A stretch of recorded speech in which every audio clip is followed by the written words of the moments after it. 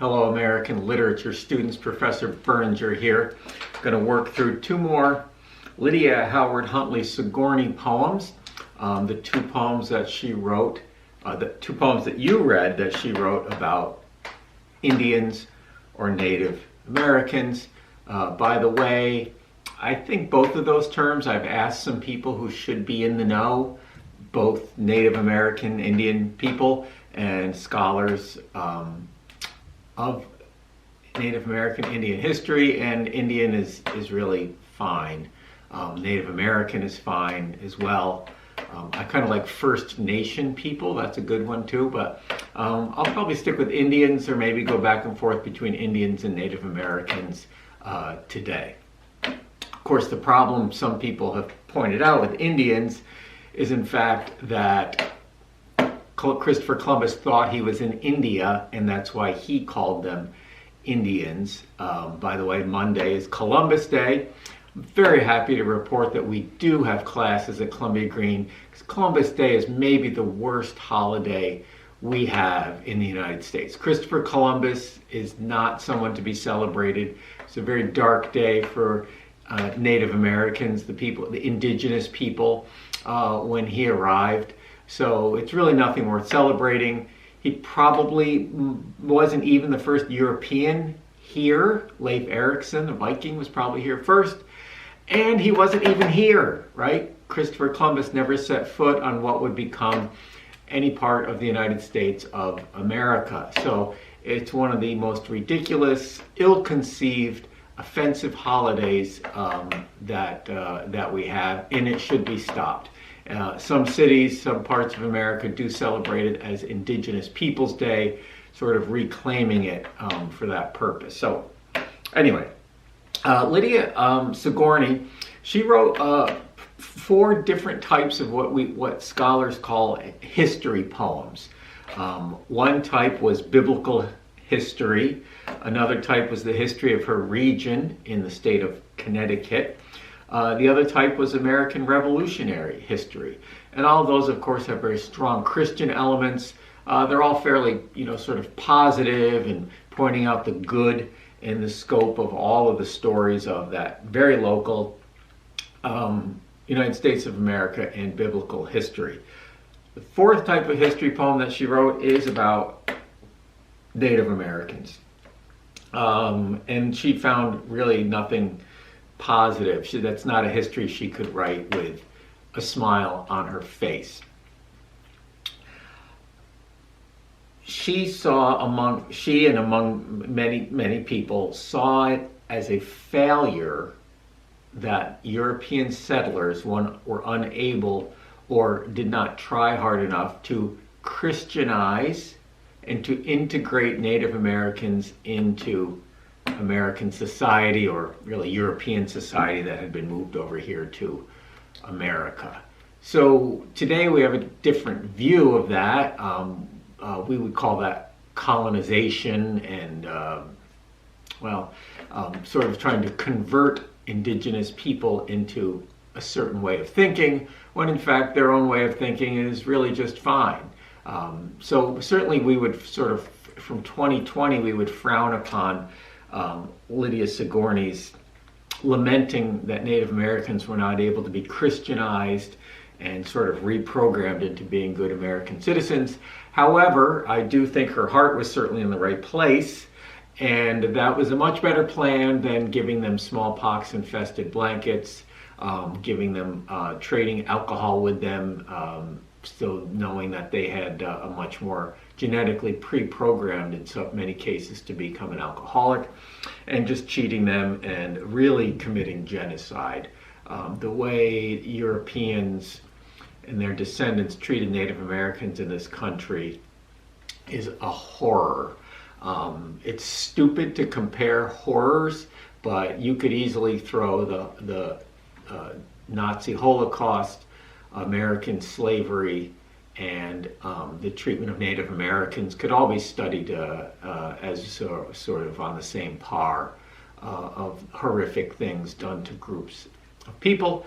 And even now with the COVID coronavirus is really destroying a lot of Native American communities because they're particularly vulnerable because of their health and health care, because of the horrible treatment they've had for 400 years or so in this country. And many of their elders, who are sort of responsible, the counselors of the tribe, are falling ill and dying. So Lydia Sigourney, she was certainly very pro sort of Native American, pro-civilizing them. I don't know if she ever used that word, but integrating them. And compared to what other people want to do with them throughout American history, that's pretty good. So we'll look at her poem here, Our Aboriginals. Aboriginals is another name for indigenous people, people who were here before the immigrants, Europeans, my ancestors, got here. Our Aborigines.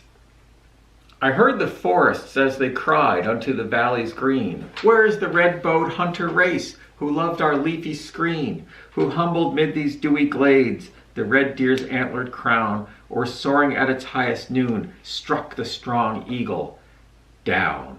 So she asks, the woods are asking, so she's sort of taking on the voice of nature. She's giving nature voice.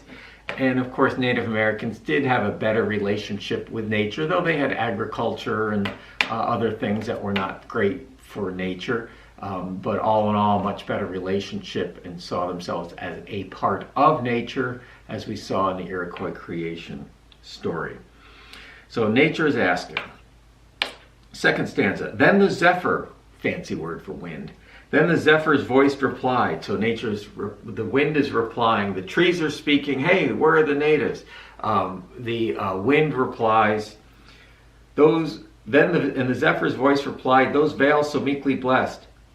They reared their dwellings on our side, their corn upon our breast. A blight came down, Europeans, my ancestors. A blast swept by, the cone-roofed cabins' teepees fell, and where that exiled people fled, it is not ours to tell. So the nature is replying to itself here.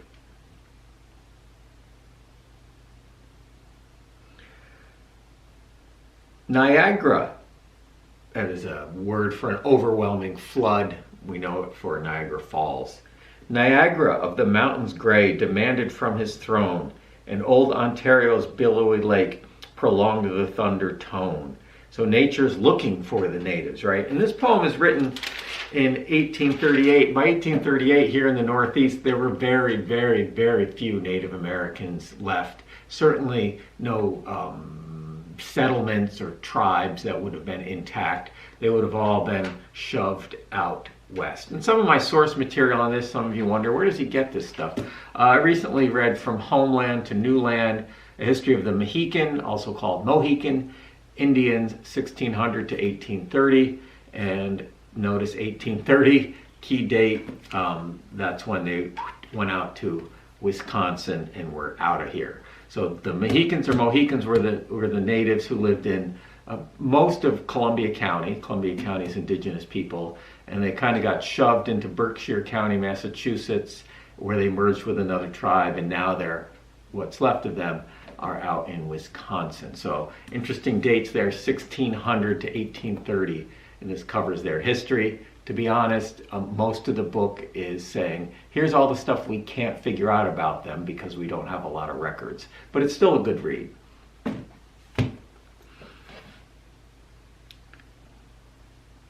And then the fair Ohio charged. So she's going across the country here, the Ohio River. We went to Niagara Falls, Ohio River. Her many sisters dear, show me once more those stately forms within my mirror clear. But they replied, tall barks of pride do cleave our waters blue, and strong keels ride our farthest tide. But where's their light canoe? So nature is looking for their friends. So you can see why this would pluck at a reader's heartstrings, also make a reader think. But, nature, which again is sort of something that's starting to really be impacted by man. Very interesting sort of psychological concept. Human beings tend to get really interested in something right as it's disappearing, right? Nostalgia kicks in as something is disappearing, and nature is starting to be dominated by humans, and certainly Native Americans at this point were disappearing from the Northeast or pretty well gone. And that tends to be right when people take interest in it, right? You go by an old building, that place is a dump, it's torn down. Hey, why'd they tear down that nice old building, right? You miss it when it's gone, is a simple way of saying it. The farmer drove his plowshare deep. "Whose bones are these?" said he. "I find them where my browsing sheep roam o'er the upland lea," the pasture land. But starting sudden to his path, a phantom seemed to glide, a plume of feathers on his head, a quiver at his side. So the farmer's plowing, and his plow hits some Native American bones, must be plowing up a Native American burial site, and an image, an apparition appears of a Native American, a plume of feathers on his head. He pointed to the rifled grave, then raised his hand on high, and with a hollow groan invoked the vengeance of the sky. O'er the broad realm so long his own, gazed with despairing ray, then on the mist that slowly curled fled mournfully away. So the ghost of a Native American appears, curses the farmer, right, who's plowed up the bones. And really farming is, you can talk about farming as a relationship with nature, and I often do, but farming is also, dominating nature. A plowed field and planting stuff is not nature. Eating nuts and berries and killing wild animals, that's living off of nature. So anyway, maybe we'll find another day to talk about that. So Lydia Sigourney taps into two things that are sort of disappearing from the scene here in the Northeast in the 1830s. One of them being nature is looking for its friend, because the white people are apparently not nature's friend, and the Native Americans have pretty much disappeared. 1838 is also a very interesting date. If you don't know about the Trail of Tears, look it up. About 16,000 Cherokee and Seminole Indians were moved from the state of Georgia out west, and thousands of them, I think 4,000, I used to be able to remember that, died, right? So this horrible death march moving them out to the Midwest was happening at this time. So that's down south, but it certainly would have been on Lydia Sigourney's mind. So just a classic Native American poem written by a white woman who thought that natives should have been Christianized, brought into the system of America, but she certainly is sticking up for them as much as anyone did at the time. And of course nowadays, I don't know, we recognize the horrors that we committed, and I say we, I should only speak for myself, maybe some of you are Native Americans. I certainly know for sure my great-great-great-great-great-great-great-great-great-grandfather came from the Netherlands and landed on, had a farm up in Rensselaer County in 1632. So when I say we, I don't know if there's anything specific he did bad to Native Americans, but I'm sure my family was involved in it at some point. So what else is there to say, really? So our Aborigines, Lydia Sigourney's sort of homage, plea to her white readers to, before they completely disappear from America, can we not do something to help these people?